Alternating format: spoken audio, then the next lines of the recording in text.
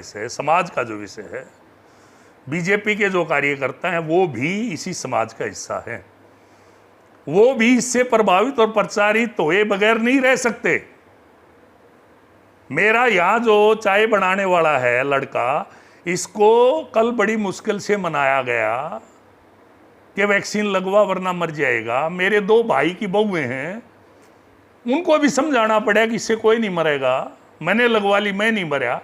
तो इतना भयंकर तरीके का जो दुष्प्रचार किया गया, जो इतना भयंकर तरीके से लोगों को बहकाया गया, एक झूठ को लोगों के दिल और दिमाग में चाइना के सोशल मीडिया ने रोज सुबह शाम दिन रात जो घर कर लिया, आज उसी का ये परिणाम है।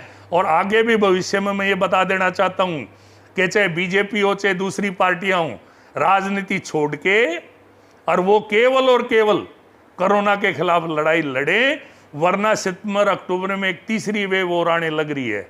और ये जो कोरोना है, जब मेरे को कोरोना हुआ, डॉक्टर ने सुशीला कटारिया ने बताया था कि हर बार अपना रूप बदल के आएगा, अभी इसके 3 4 5 रूप आने हैं। इसलिए सारे के सारी सोशल डिस्टेंसिंग, मास्क, सैनिटाइजर और दूसरी चीज़ों में आज सरकार का जो है सहयोग करने की ज़रूरत है। अंत में मैं सरकार को बधाई देता हूँ, प्रशासन को बधाई देता हूँ।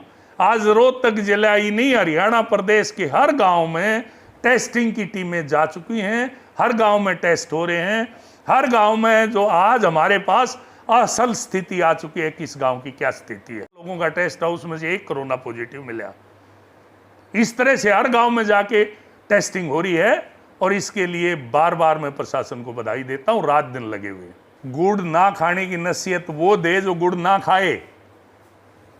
चंडमुनी जी रोज 1000-1200 आदमी लिए बैठे रहते हैं, वो सवाल किस पे खड़ा कर रहे हैं? वो तो फिर भी जो 500-700 1000 आदमी होते हैं सोशल डिस्टेंसिंग का पालन करते हैं और 500 बेड के हॉस्पिटल के लिए गए हैं। आप किस लिए बैठे हो जब कानून स्थगित हो गए? आप किस लिए कोरोना फैला रहे हो? इसलिए कहने का, इस देश में एक भयंकर स्थिति प्रजातंत्र में मेरे सामने आ गई और इस देश के सामने हर आदमी के पास तर्क बहुत है, हर बात के नेगेटिव तर्क ढूंढ लेता है जिसका नुकसान हो, फायदा ना हो देश के लिए। चाहे चंडूनी जी हो, चाहे शमशेर खरखड़ा हो, चाहे कोई पत्रकार हो, इन चीज़ों को ढूंढने का प्रयास करता है कि नेगेटिव बात क्या है। नेगेटिव मत ढूंढिए। इस देश के लिए, प्रदेश के लिए और महम 24 अडगामा के लिए इस वक्त सारी पॉजिटिव चीज़ें ढूंढने की ज़रूरत है। कौन पॉजिटिव सहयोग कर सकता है, उसका सहयोग लेने की ज़रूरत है। प्रशासन जो दिन रात लगा हुआ है उसकी हौसला अफजाई करने की ज़रूरत है। धन्यवाद।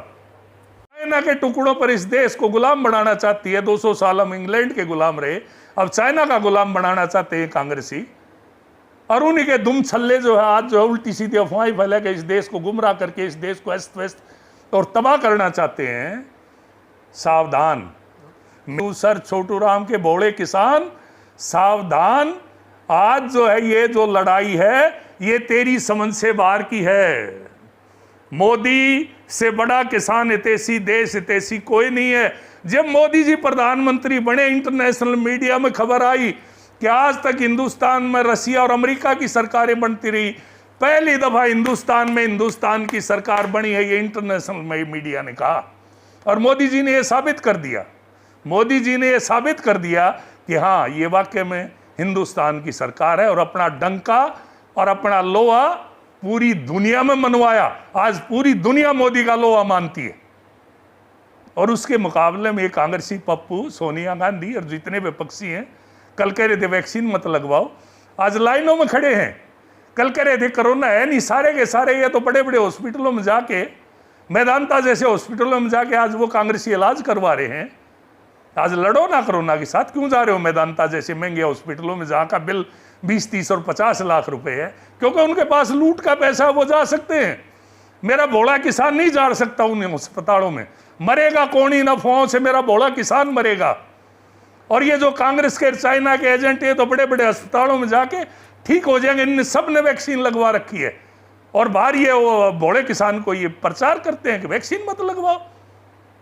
मैं सरकार से मांग करता हूं कि इस तरह के अफवाह फैलाने वालों की जांच हो, जांच करें कि इनके खिलाफ हत्या के मुकदमे दर्ज हो और इनको सख्त से सख्त सजा दी जाए। लिए नहीं सुलझ रहा, मुद्दा है ही नहीं।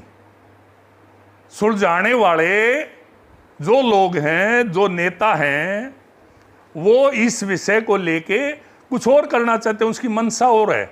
उनकी मंशा किसान की समस्या हल करना नहीं है, कृषि कानून उनकी समस्या नहीं है। आपसे मैं एक सवाल करता हूं मीडिया के माध्यम से इस प्रदेशवासियों को कि ओम प्रकाश जिंदल कांग्रेस का नेता और सांसद रहा है, वो 500 बेड का हॉस्पिटल बनाता है हिसार में, गैस सिलेंडर समेत, और वो ये कहता है कि इसके उद्घाटन पर जो है पेट्रोलियम मंत्री धर्मेंद्र प्रधान और मुख्यमंत्री आए। वहां मुख्यमंत्री लोगों की जानें बचाने के लिए हॉस्पिटल उद्घाटन करने के लिए चला गया, तो कौन सा गुनाह किया? उसका विरोध करने का मतलब क्या हुआ? लड़ाई केंद्र के साथ है, कानून केंद्र के हैं। मनोहर लाल को हिसार में नहीं घुसने देंगे, उप मुख्यमंत्री को नहीं घुसने देंगे, मंत्री को नहीं घुसने देंगे। अरे भैया, आप ये क्या कर रहे हो? प्रजातंत्र को हाईजैक कर रहे हो। ये मोदी जी ने आपको दिखा तो दिया है ना, बंगाल में कम्युनिस्टों को और कांग्रेसियों को 3 सीट थी, 77 आई हैं। 90 सीटें हमने 150 से लेके 3500 को बीच में आ रहे हैं, और वो भी सरकार की धींगा मस्ती थी ममता बनर्जी की, वहां सरकार होती बीजेपी की। आसाम में दोबारा सीटें बढ़ के आई हैं, सरकार बनाई है।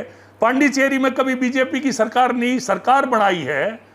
आपके कृषि कानून अगर देश के खिलाफ होते तो देश मोदी जी को फिर मैंडेट क्यों देता? आज जो है, जो टिकैत जी हमारे किसान नेता हैं, उनकी अपनी जो जिला पंचायत है उसमें बीजेपी जीती है, वो अपना कैंडिडेट नहीं जिता पाए, वहां से मैंडेट नहीं ले पाए। अगर ये कृषि कानून खिलाफ थे तो बीजेपी के कैंडिडेट मारने चाहिए थे। आज चंडूनी जी, आपने जो है 1200 वोट ली, आपकी लाडवा से आपने चुनाव लड़ा, आपकी पत्नी ने पार्लियामेंट ली, उनकी 1700 वोट आई, और आप 303 की पार्लियामेंट को हाईजैक करके ये कहना चाहते हैं कि हम आतंक फैलाएंगे, अराजकता फैलाएंगे, हम खून खराबा करेंगे। हमारे हिसाब से सरकार फैसला ले, तो फिर क्या जरूरत है चुनाव की और पार्लियामेंट की? इस तरह से प्रजातंत्र में कभी फैसले होते हैं? 1.5 साल के लिए कृषि कानून स्थगित कर दिए गए, तो फिर क्या मसला है? जाइए, आप अपनी बात करिए, अपना पक्ष रखिए, आपका पक्ष ठीक होगा मान लिया जाएगा, और नहीं पक्ष ठीक होगा 5 साल बाद फिर मौका है आपके पास वोट देने का, सरकार बनाने का। हमारी बात सही होगी, मोदी जी के कानून सही होंगे, फैसले सही होंगे, जनता फिर वोट देगी। नहीं सही होंगे तो नहीं देगी। पंचायतंत्र में सीधी सीधी वोट की लड़ाई है। आप इस प्रजातंत्र को हाईजैक करके अराजकता में बदलना चाहते हैं। माफ करना, मुझे ये बात समझ नहीं आती। कोरोना महामारी का ये दूसरा फेज है, और ये दूसरा फेज पिछला जो फेज था उससे लगभग 15 गुना ज़्यादा खतरनाक है, और इसने अपना रूप बदल लिया। और सबसे पहले तो मैं इस कोरोना महामारी में जो हमारे बहुत ही करीबी साथी और जो हमारे हल्के के महम 24 अठगामा के योद्धा, प्रदेश के और देश के, जो हमें छोड़कर चले गए, उनके प्रति भावभीनी श्रद्धांजलि, नमन। और सच्ची श्रद्धांजलि उनके प्रति ये होगी कि आज जो है, जिस तरह से कोरोना का जब पहला फेज आया तो इसका मजाक उड़ाया गया। विपक्षियों ने कहा कि ये कुछ नहीं, कोरोना वरोना एवं ही सरकार ने फैला रखा है। इससे जो है लोगों की जागरूकता में कमी आई। वैक्सीन आई, विपक्षियों ने कहा तो बीजेपी की वैक्सीन है, मोदी की वैक्सीन है। और वैक्सीन लगाने वाले गांव-गांव में गए, कोई वैक्सीन लगवाने नहीं आया। ये अफवाह फैलाई गई कि ये वैक्सीन लगाओगे तो मर जाओगे, ये वैक्सीन लगाओगे तो नपुंसक हो जाओगे। ये इस तरह की अफवाहें फैलाई गई कि ये जो कोरोना है कुछ नहीं है, नथिंग। इस तरह की अफवाहें फैलाई गई, जबकि सब कुछ है। कोरोना भी है, वैक्सीन भी है, सब कुछ है। इस सारे का सारा जो सिस्टम है उसको फेल करने की साजिश। 5G का भी जिक्र करते हैं। एक 5G की आपने जो बात की, कल जनता टीवी ने इसका खुलासा किया, डीसी साहब से बात की। मेरे भी खून खोला ये सुन के कि टटोली गांव में जो मुद्दे हो रही हैं टावर के 5G की वजह से हो रही हैं। मेरे पास भी मेरे गांव से फ़ोन आए कि जी अपने यहाँ भी 4 टावर लगे हुए हैं, ऐसा ऐसा सुना है। ये सारा का सारा मैंने पहले भी, आप जो मैम के मीडिया इस बात के गवाह हो, मैंने कहा था ये बहुत बड़ी विदेशी साजिश है इस देश को गुलाम करने की। जब से मोदी जी ने डोकलाम में ठुड्डे मारे चाइना को, और जिस तरह से चाइना को खदेड़ने का काम किया, आज चाइना का पूरा सोशल मीडिया मोदी जी को डिफेम करने में लगा हुआ है, अफवाहें फैलाने में लगा हुआ है, इस देश में अव्यवस्था अराजकता फैलाने में लगा हुआ है, और इस देश के सिस्टम को फेल करने में लगा हुआ है।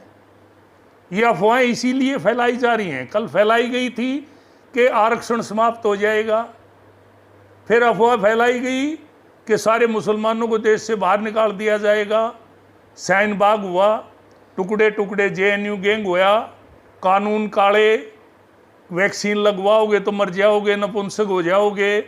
आज हम इस तलाश में थे कि अफवाहें कौन फैला रहा है, जो कि घर घर तक चली गई, कहाँ से फैल रही हैं। उस अफवाह फैलाने वाला चोर पकड़ा गया, टिटोली गांव में पकड़ा।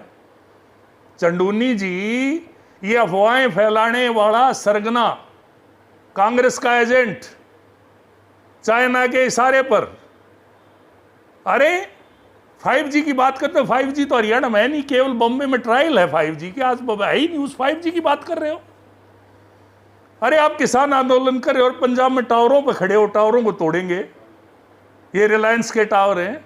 ये कम्युनिकेशन में चाइना का कब्जा करने की साजिश है। हिंदुस्तान के टावर लोग गलतफहमी में आके तोड़ दें और चाइना राज करे पूरे इस सारे कॉन्टिनेंट पर, 5G का कब्जा चाइना का हो, इंडिया उसको मुकाबला ना दे पाई, ये साजिश है। ये मेरे भोले किसान को कहाँ समझ में आएगी। ये दीनबंधु सर छोटे राम के भोले किसान को मैं ये आगाह करना चाहता हूँ कि मेरे भोले किसान, आज इस देश में ही नहीं पूरी दुनिया में मोदी से बेहतरीन, मोदी से बढ़िया नेता और नेतृत्व है नहीं धरती पर कहीं भी, किसी भी देश के पास नहीं है। आज जो है इंग्लैंड, जिसने हमारे ऊपर 200 साल राज किया, जो हमारे से आर्थिक रूप से बहुत मजबूत है, उस इंग्लैंड की 6 करोड़ आबादी, आज तक पूरी 6 करोड़ लोगों को वैक्सीन नहीं लगा पाया इंग्लैंड। कल ही मेरा एक दोस्त है, उससे मेरी फोन पे बात हुई, और मोदी जी ने 20 करोड़ से ज्यादा लोगों को वैक्सीन लगा दी। ये छोटी उपलब्धि नहीं है। गैस की हाहाकार मचाई, 1000 करोड़ रुपए केजरीवाल ने जो है लगा दिए ऐड देने में। क्या वो 1 साल से कोरोना आया हुआ है, क्या अपने गैस प्लांट नहीं लगा सकता था? 200 करोड़ के गैस प्लांट लगाता। गैस की कमी आते, मोदी जी गैस दे, मोदी जी गैस दे, मोदी जी गैस दे। अरे भाई आपने क्या किया? लेकिन मैं सलाम करता हूं मोदी के जज्बे को कि उन्होंने चाहे रेल से, चाहे हवाई जहाज से, चाहे विदेश से, कहीं से भी लाए गैस का इंतजाम किया, देशवासियों को बचाने का काम किया। युद्ध स्तर पर पूरा देश झोंक दिया कोरोना से लड़ने के लिए। और निश्चित रूप से आज पिछले 3-4 दिन में आप देखोगे गैस सरप्लस है। आज जो है डिप्टी कमिश्नर और SDM को और प्रशासन को मैं बधाई देता हूं। आज मैं मलकाई नहीं, पूरे रोहतक जिला, पूरे हरियाणा प्रदेश के हर गांव में आइसोलेशन सेंटर, किट और जो है टेस्टिंग हो रही है। हाथ की हाथ बताया जा रहा है कि आपको कोरोना है, आपको नहीं है, और उनका जो है इलाज किया जा रहा है। किस तरह से एकदम कोरोना पर पूरे देश में मोदी जी के नेतृत्व में हमला हुआ।